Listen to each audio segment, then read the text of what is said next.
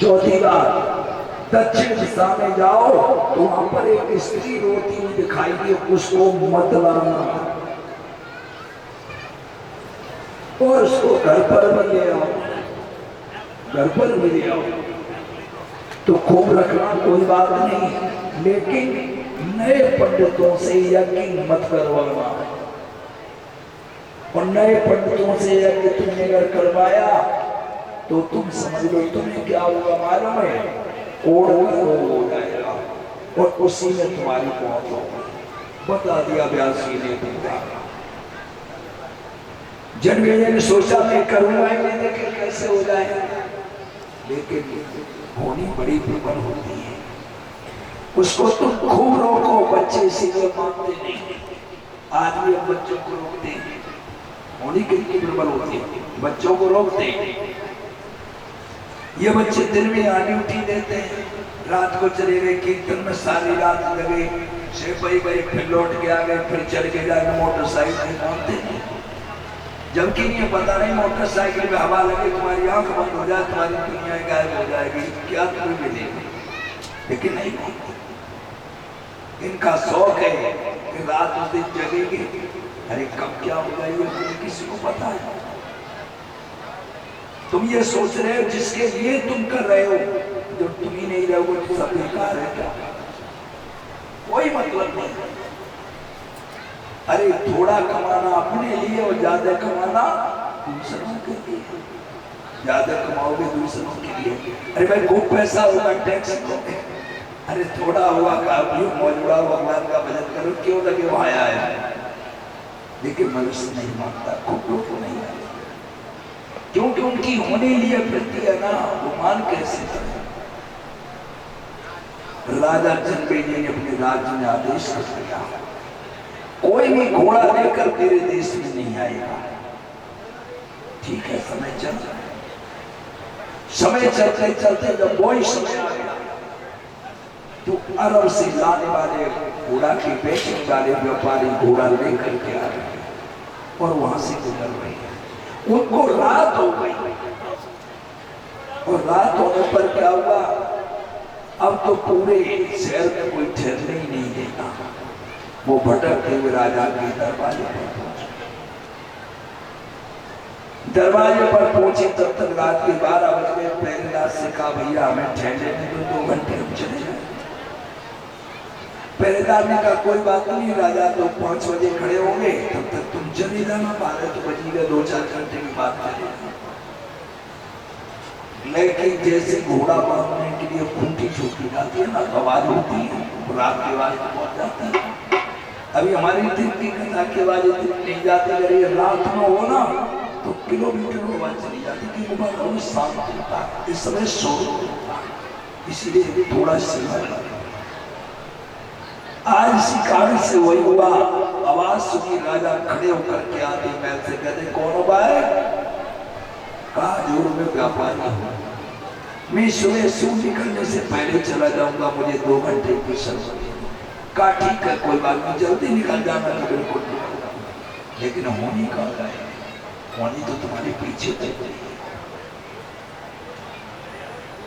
तो बड़ा सुंदर होनी जो थी घूम रही थी, जिसके कारण से व्यापारी सो गए और सोने के बाद कब खड़े हुए, जब सूर्य निकल आए। और राजा ने भी आज सोचा कि मैं सुबह 5 बजे जाता था, मैं 7 बजे जाऊंगा तो चल। अब देखो दोनों होने मिल गए, राजा का आना और व्यापारियों का जाना आमने सामने हो गए, इसको आप टाल नहीं सकते। आज जैसे ही सामने पड़े तो व्यापारी बेचारे कांपने लगे, राजा जाने क्या करेगा, लेकिन राजा ने कुछ नहीं कहा। आगे निकले तो एक घोड़ा का बच्चा बहुत सुंदर दिखाई दिया। राजा ने कहा मंत्री ये घोड़ा का बच्चा ले लो, क्या करेगा, हम आगे काम नहीं करेंगे। बोले ले लो, बहुत अच्छा, घोड़े का बच्चा लिया, बांध लिया, व्यापारी चले गए। अब समय और बढ़ा आ गया, शुरुआत हो गई काम की। आज जैसे आगे बढ़े तो समय आने पर घोड़े का बच्चा बड़ा हुआ, उसको सही से निकाल दिया, सवारी लाए। राजा जनमेजय घुड़सवार देखने गए, देखा वही बच्चा बहुत सुंदर, होनी तो सुंदर होती है ना, उठती है फिरती है। जैसे ही देखा बहुत सुंदर, मन लालायित हुआ, कहा भैया ऐसा करो, इस घोड़े को तैयार करो, चढ़ के तो देख लें, हमने बैठ के नहीं देख पाया, कितना बढ़िया घोड़ा हमने कर। बोले ठीक है देख लो। कस के तैयार हुआ, हथियार बांधे, घोड़े पर सवार हुए और घोड़े पर सवार होकर राज्य से निकलते ऐसे एक हिरण सामने से दौड़ा। अब होनी आ गया और लेकर के वो चल दिया दक्षिण दिशा।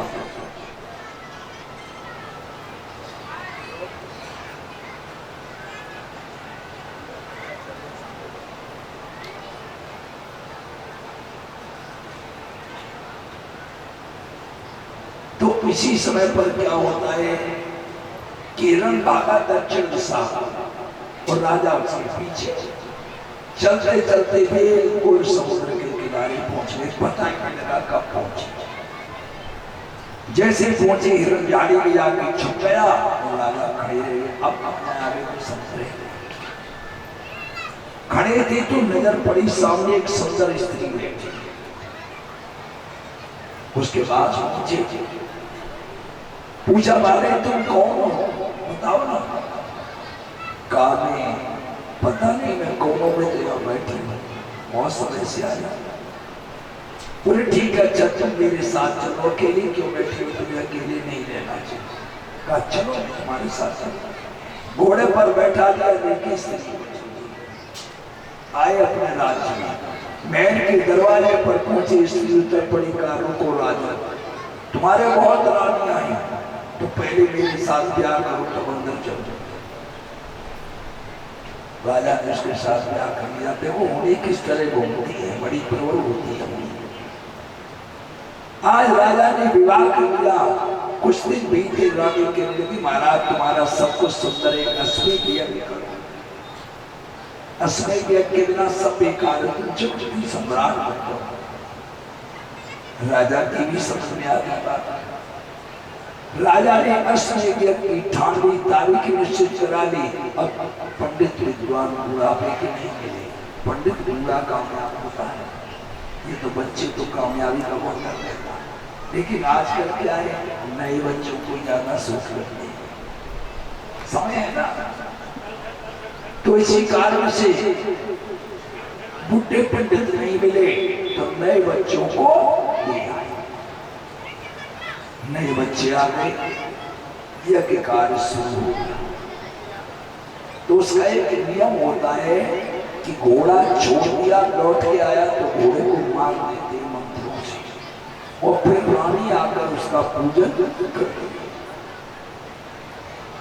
बच्चों ने अच्छा किया, कोई दिक्कत नहीं।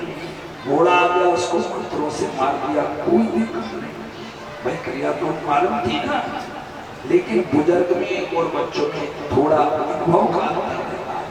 आप क्रिया कर सकते हो, लेकिन अनुभव बुजुर्ग को ज्यादा होता है और अनुभव ही काम आता है।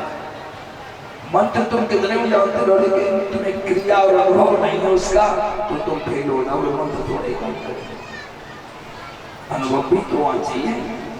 गाड़ी नहीं जाए, चलाना जानते हो, तेल खत्म हो गया तो पता ही नहीं कहां से तेल देखा जाता है, तो खड़े ही रहो। अनुभव की जरूरत होती है और पुराना ड्राइवर तो सब देख लेगा और अपना चला के तो इसीलिए बुजुर्ग की जरूरत होती है। आज वही समय मिला, घोड़ा मरा पड़ा है।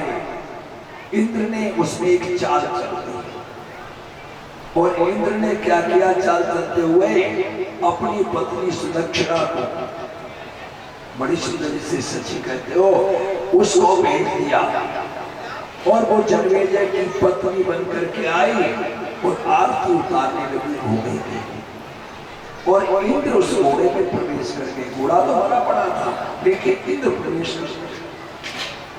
जैसे ही उसने आरती उतारी, उसी समय क्या होता है, घोड़ा जीवित हुआ और उसने दो पैर रानी के ऊपर रखे के रानी के ऊपर कौन भी पड़ी, इंद्र की पत्नी।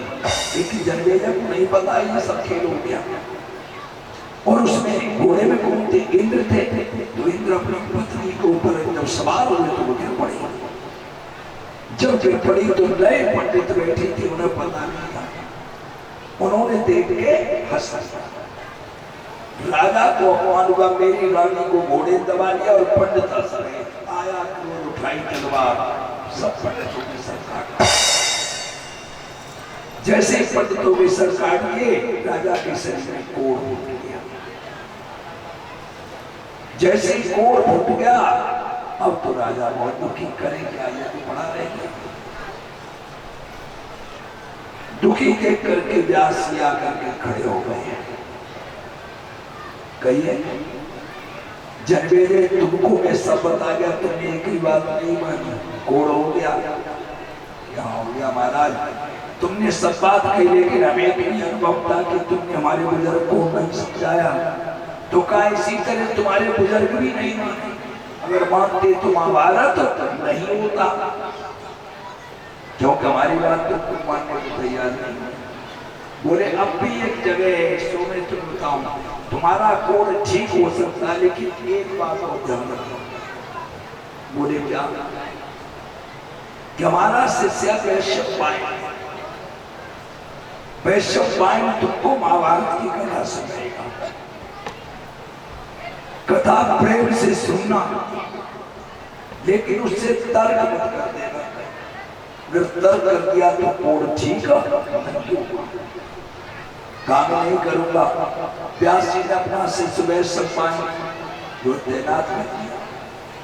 वैश्यपायन कथा सुना रहा तो उसने कहा कि जो भीम ने हाथी फेंक दिए वो अभी भी आकाश में मर रहा है। जनबोले बोले झूठ कह रहे। अब देखो यही फंस गई बात भाई, यही तो कारण है। आज हमारे पुराणों की बात को बच्चे क्या कहते, सब झूठ है, कपूर कथा है, तो बेकार का काम। यही तो कहते हैं, इसीलिए तो कहते हैं कि बुद्धि काम नहीं करती। ये सब झूठ नहीं, इसमें लिखा है एक एक शब्द सही है, लेकिन गलत तुम्हारी दृष्टि में इसी का परिणाम तो हो गया। और जिसकी दृष्टि में सही है वो इसका फल भोग होगा। जनमेजय ने जब ये बात कह दी तो व्यास जी आकर प्रकट हो गए। कहिए कि ये वैश्यपायन कह रहे कि हाथी जो है आकाश में घूम रहे कि सत्य है। व्यास जी ने इशारा किया तो हाथी का पंजड़ा के सामने देखिए, पंजड़ उसका ढांचा वो आदमी। अब तो सही है, लेकिन अब तुमने तर्क कर दिया तो तुम्हारा कोढ़ बिल्कुल ठीक नहीं होगा। जनमेजय मौत इसी से। तो आज बच्चे हमारे पुराणों पर उंगली उठाते हैं, तर्क करते हैं, हिंदू तर्क करते हैं। तुम देखो पंडित को तर्क करते हैं। तुम कभी मोबाइल टीवी देखो तो पंडित आपस में तर्क कर रहे हैं। कोई कहता ये है, कोई कहता ये नहीं, कोई कहता तुमने गलती की, कोई ये है। अरे भाई पुराण में लिखा उसने वही तो कहा। जिस पुराण का जिसने अध्ययन किया है, जिस पुराण की वो कथा कह रहा है, उसमें जो लिखा उसने बताया, उसमें क्या दोष है? अब तुम ये कहो कि इस पुराण में ये बात है, इसको आपने ऐसे कह दिया। अरे भाई कोई बात है तो पुराण के आधार पर हम बताए जा सकते। अब जो कथा इसमें लिखी वही तो बताएंगे, और तुम नहीं बताएंगे। बताएंगे तो किसी दूसरे पुराण से बताएंगे। कोई हमारे दिमाग में तो कथा बनती नहीं है, न कोई घाट बनती है, तो सब पुराणों में कथाएं दी नहीं है, उनको तुम्हें समझाया जाता है प्रमाण देकर। जो फलाना वक्त हुआ उसने ऐसा किया, तो आप भी विश्वास करते, जब उसके साथ हुआ मिले तो हमें भी मिलेंगे, जिससे तुम्हें अपनी भक्ति पर, अपने कर्म पर विश्वास होता है। और जब इस कर्म और भक्ति पर विश्वास नहीं होता है तो वही लोग भटक जाते हैं। तो आज भगवान कृष्ण जो थे, उनका और जामवंत का युद्ध लड़ रहे। बहुत दिन बीत गए, कोई भी हारा नहीं। जब हारा नहीं तो जामवंत जी को अब याद आई कब की त्रेता। जामवंत बोले मालूम पड़ता है कि आप राम जी हैं क्या? बोले क्यों? तुमने कैसे जाना? कहा कि जब लंका में युद्ध हो रहा था तो मैंने राम जी से कहा था कि राम जी मेरे बराबर कोई योद्धा नहीं था जिससे मैं लड़ सकता। हाँ क्यों? कि जब वामन रूप तुमने धारण किया तो हमने 3 परिक्रमा तुम्हारी लगा दी। इतना बलशाली कौन था उससे? वामन रूप से जब विराट रूप रखा तो विराट की 3 परिक्रमा, एक दो, इतने बलशाली राम जी थे। तो इसीलिए हमारे बराबर कोई योद्धा ही नहीं था जिससे मैं लड़ता। तो भगवान बोले तुम्हें घमंड हो गया कि कोई योद्धा नहीं, तो द्वापर में हम तुम लड़ेंगे तब देखा जाएगा। बोले आज 26 दिन वही जा रहे, आज हम तुम्हारे नहीं, इसका मतलब तो वही नाम वो इसलिए नहीं आ रहा।